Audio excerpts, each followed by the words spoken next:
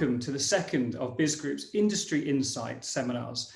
Today, I'm delighted to be joined by Mihir Mukherjee, a very good friend of Biz Group, Vice President of Global Sales at one of our partners, ExperiencePoint. Mihir, welcome. Thank you for joining us today. Thanks, Chris. It's an absolute pleasure to be here, my friend. I'd like to kick off then, if I may, with quite a simple question, I guess. And that many of us talk about innovation, many of us talk about design thinking. What does it actually mean? Can you help us demystify those terms? They're thrown around an awful lot, and I think it would really help our audience try to get a better understanding of what those particular terms mean in the concept of the adult learner and the way in which they can be applied in the real world. You know, Chris, you mentioned this as a simple question, but honestly, depending on which practitioner you ask, they will have different definitions of human-centered design, design thinking, and now even life-centered design.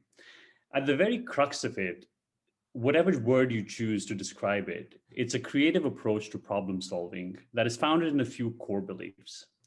It is a thorough and empathy-driven understanding of your customers' needs and wants, and anybody can be creative using that kind of approach. So depending on who your customer is, if you're a finance organization, it could be your internal stakeholders. If you're a sales organization or a product organization, it could be your end customers. Whoever your center or focus of attention is, it is a question of understanding their needs and then delivering something that would help service that need. Design thinking and human-centered design typically are used interchangeably in our industry, as I said, depending on who you speak with. But we like to use the term human-centered design because it's more intuitive and it's core to what we do at EP, which is focusing on the workforce transformation aspect of any organization. So as long as you can create a solution that's desirable, feasible, and viable, and if you're a Venn diagram person, that little intersection in the middle of those three things, and you have a structured approach to doing that, you're designing for your organization and your stakeholders. Fantastic. So would you say you're in the middle of that Venn diagram? I'd say we're firmly in the middle of the Venn diagram and have been for the last 25 years, my friend. That's one of the fascinating things about what it is that you guys do, is that so much of this is centered in things that perhaps once would have been classified as common sense or thinking outside the box, and yet it's now become mainstream, and companies increasingly are starting to look at these innovative ways of thinking as the norm. And certainly we know we're having conversations with clients that are challenging lots of long-held beliefs and established thought patterns.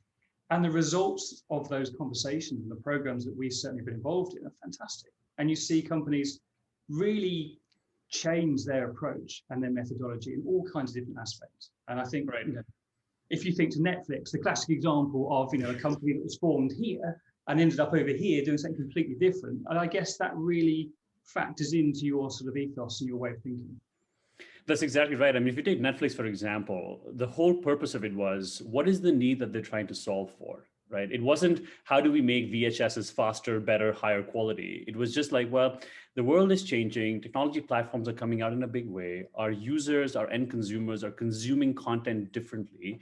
How might we reimagine how we can enable and give them value based on what they want to do? And so they met their users where the needs and wants of the users were. They didn't come up with a product and say, this is what we have, so come and buy this, and this is why it's great. They looked at the user, they learned from their behaviors and their needs and wants, and then created something that eventually, as you know, is Netflix. It's fascinating. I'm not going to spoil this because I know the content of some of your programs goes even further into those things, but it really is a fascinating subject.